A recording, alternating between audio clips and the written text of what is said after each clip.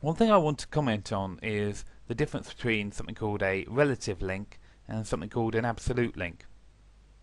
We've used a relative link, and a relative link is where you specify whereabouts that page is in relation to the current page.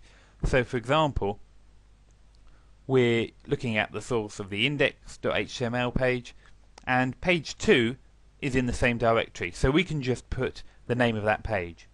If it was perhaps in a subdirectory, perhaps we'll move it. Let's move it into a new folder.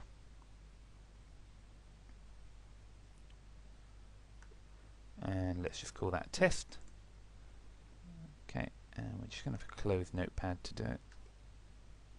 So we're going to move page 2 into the test folder.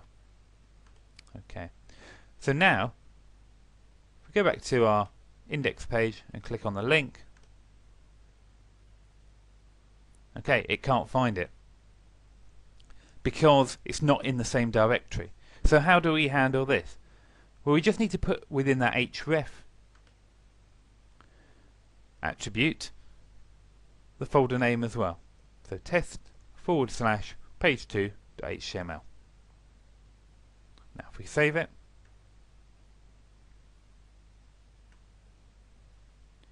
and click on the link, excellent, okay, it's now found it again. So using this relative method, we just tell the anchor tag whereabouts that page is going to be found in relation to the current page. The other type of link is something called an absolute link. And an absolute link is where you specify exactly on perhaps this computer whereabouts that page is, rather than relative to the current document. So that second page is actually in a shared folder called server 1. It's then in a subdirectory called users, teacher training, my documents, test, etc. So we could also use that instead. So if we go to the index page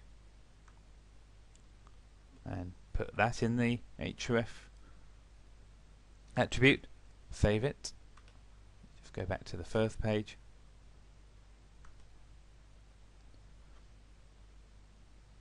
then if we click on the link there, then great, yeah, it still takes it to us. However, the big problem with this is what happens if perhaps we change the directories that these web pages exist in. Perhaps all of a sudden I say, well, those two web pages I'm going to move from this directory into a different directory that's going to be called something different. All of a sudden all of these links will be wrong, and I'm going to have to go through and change all of them.